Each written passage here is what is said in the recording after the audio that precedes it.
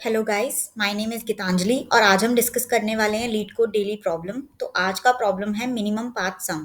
तो पहले हम प्रॉब्लम समझ लेते हैं। तो प्रॉब्लम क्या कह रहा है?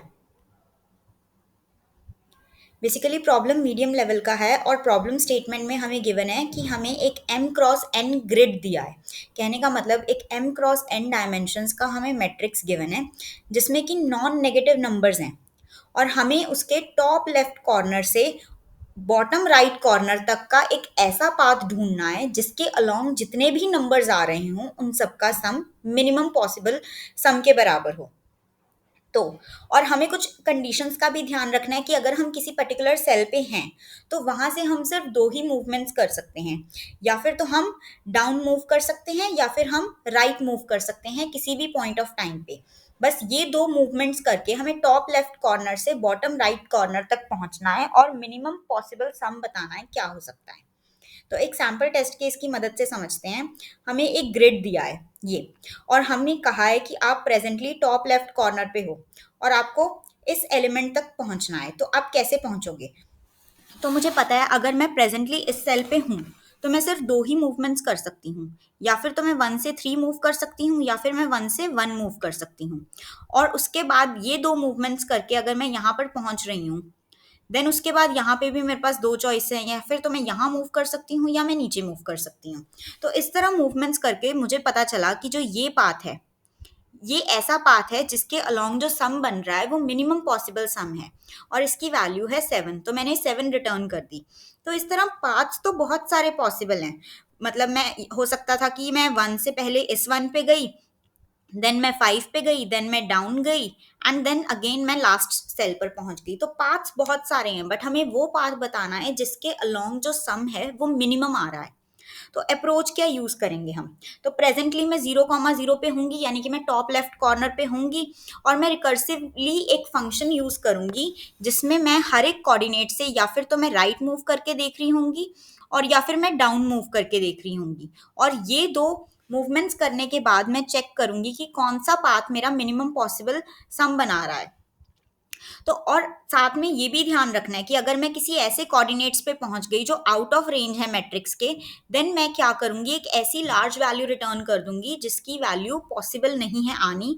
जिससे क्या होगा, जब मैं मिनिमम वैल्यू चूज कर रही होंगी तो उस केस में मैं इसे डिस्कार्ड कर दूंगी और देन रिकर्सिवली मैं मिनिमम पाथ चूज कर लूंगी। तो इसे अगर हम ट्री के थ्रू देखने की कोशिश करेंगे तो हम कैसे देख सकते हैं, ये मेरा रिकर्सिव फंक्शन है जिसमें मैंने 0,0 पास कर दिया। क्यों? क्योंकि प्रेजेंटली मैं अभी 0,0 वाले सेल पर हूँ। देन उसके बाद मेरे पास दो चॉइसेस हैं कि या फिर तो मैं 0,1 पे यानी कि राइट पे जा सकती हूँ या मैं डाउन जा सकती हूँ। तो या फिर तो मैं राइट सेल पे जा सकती हूँ या मैं डाउन सेल पे जा सकती हूँ।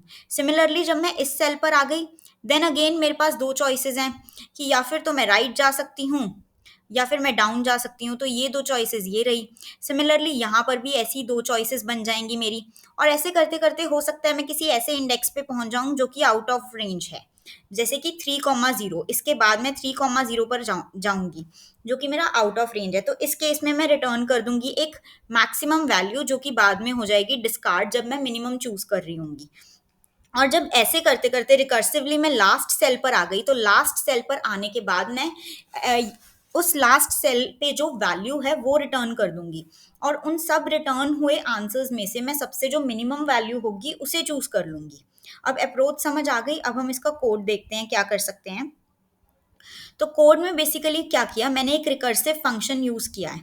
तो रिकर्सिव फंक्शन में मैंने क्या कहा कि अगर मेरी आई की वैल्यू ग्रिड साइज -1 और n-1 के बराबर है, यानी कि मैं लास्ट सेल पर पहुंच गई, तो मुझे चुपचाप उस सेल की वैल्यू रिटर्न कर देनी है।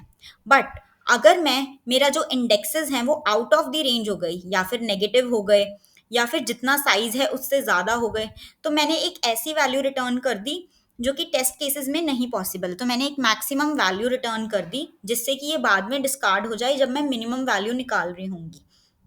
अब मेरे पास दो ऑप्शंस हैं। पहली ऑप्शन तो क्या है कि मैंने जो प्रेजेंट इंडेक्स था उसकी वैल्यू ऐड कर दी और आई प्लस वन कॉमा जे वाले इंडेक्स पे चली गई, यानी कि मैं डाउन मूव कर गई।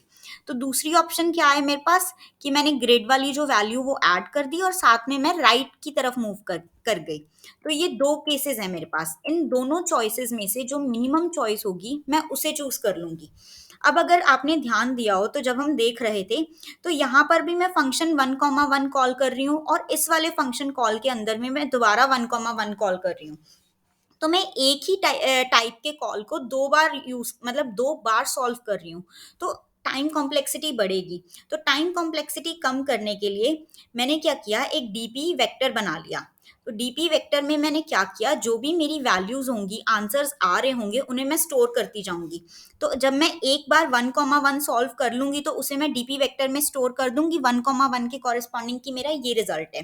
तो जब मुझे दोबारा वन कॉमा वन सॉल्व करना होगा तो मैं सारा रिकर्सिव फंक्शन दोबारा नहीं सॉल्व करूंगी, सीधा जो मेरी वैल्यू स्टोर थी मैं उसी से वैल्यू ले लूंगी अपनी। तो बेसिकली मैंने क्या किया, स्टार्टिंग में डीपी वेक्टर में सब जगह माइनस वन स्टोर कर लिया। बाद में मैंने चेक किया कि और जो भी आंसर आ रहा था उसके कॉरेस्पॉन्डिंग में डीपी में स्टोर करती गई। और लास्ट में अगर मेरे डीपी की वैल्यू माइनस वन नहीं है तो इसका मतलब सिंपली उसमें एक वैल्यू ऑलरेडी स्टोर्ड है जो कि मैं सॉल्व कर चुकी हूँ, तो मैं पूरा रिकर्सिव फंक्शन दोबारा कॉल नहीं करूंगी, वो वैल्यू ही रिटर्न कर दूंगी। अब हम इसे रन करके देखते हैं।